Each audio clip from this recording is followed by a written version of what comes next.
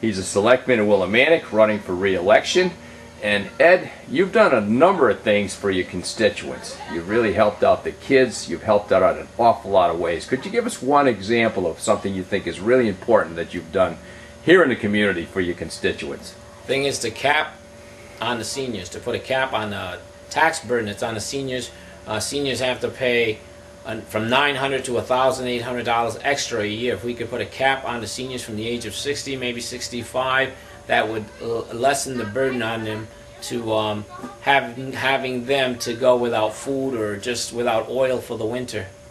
Okay, Eddie, also I understand you've been working quite a bit with the kids. What have you been, give me an example of something you've been doing with the kids. With the kids, what I did was I started a program called the Little Angels program. It's an outreach program. It's a non-profit to help the community children who can't afford bicycles, and I'm trying to make it into computers too, so I can give computers to the library and to police stations or any other, the school system that needs computers. For now it's bicycles, and there's a lot of our community that has new immigrants coming into our town, so I figured a lot of them cannot afford bicycles because a lot of them are single parents that are raising children and cannot afford these bicycles, and they're very expensive. So that's one of the programs that I started.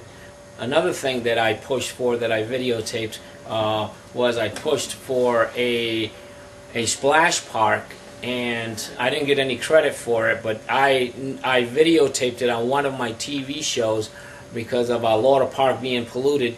And finally a splash park was built, the money was allocated, and that's another one of the issues, the things that I did.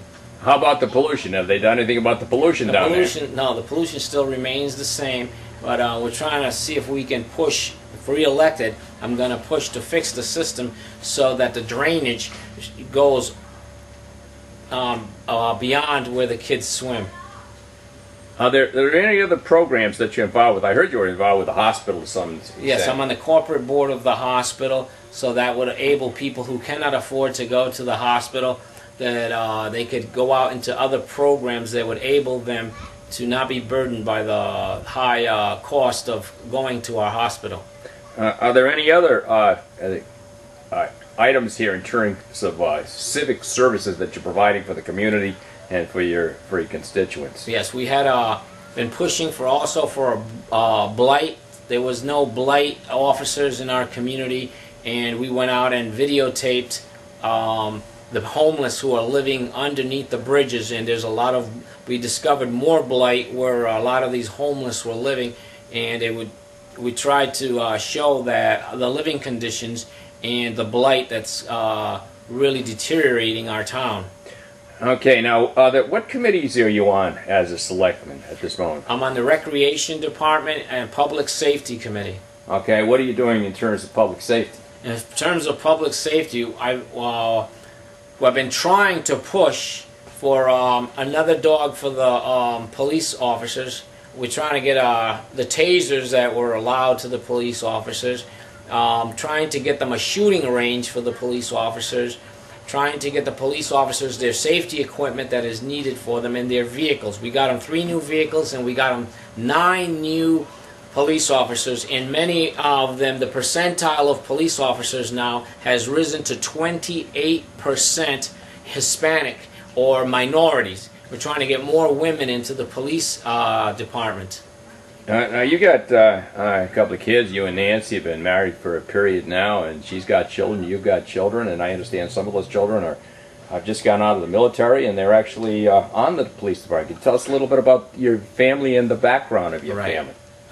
We have 2 children that served. One served in Iraq for 2 years, and he came back alive after getting blown up, and now he's a Willimantic police officer. And we have one that is in the National Guard who just came back from Afghanistan, goes to Eastern and Connecticut State College, and he is taking his police test also to become a police officer. Is there anything else you'd like to tell us about yourself, Eddie, in this interview?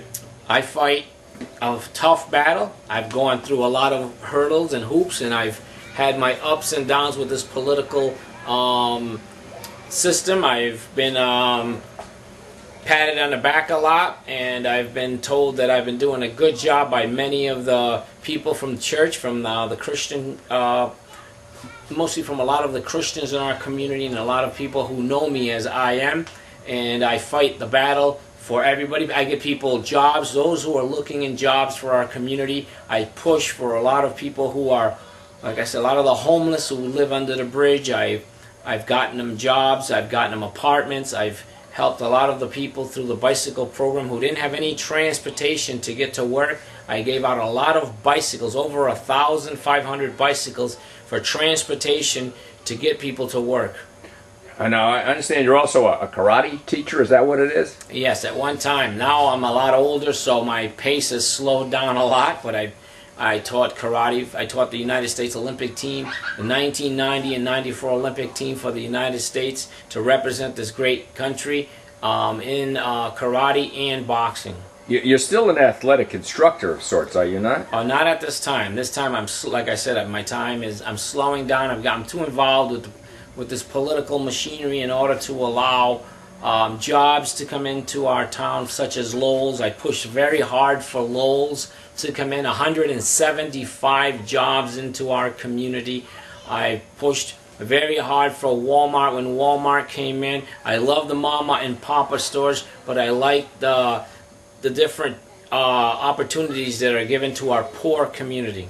Well, one of the things I understand is that the mom and pop stores probably would not be hurting by some of these big box stores coming in, because what we would be doing would be attracting consumers from Mansfield and Columbia and places which now, at this point in time, probably go to Manchester or to Hartford. So you really wouldn't be stealing those retail sales from your locals nearly as much as you would be bringing more dollars into town. Right. One more thing I'd like to ask you before we conclude this interview.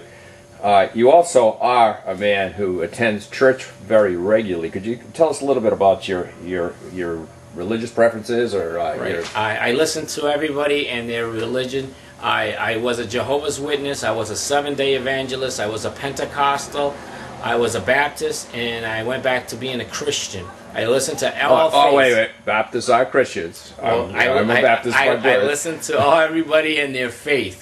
That's what it's mostly about. And I also wanted to say that I support all the teachers in our school system. The school system, the teachers just sent me a letter that they support me in this another, what I call another adventure in my life, another challenge in my life. And I hope that all of you have faith the way I have faith in the system. So I hope that everything turns out good in my life so I can continue to support this community and represent this community to the best of my knowledge and my will. Now, are you a deacon at the St. Joseph's Church at the moment? No, I am just a head usher at this time. You're a head usher? I'm a head usher. Okay, well, is there anything you'd like to say? I want to say thank you to all the soldiers who are serving this fine country in Iraq and Afghanistan and all over the world. Thank you for your service and your support. We all love you and we all think you're here. Thank you. Thank you, Ed. Thank you.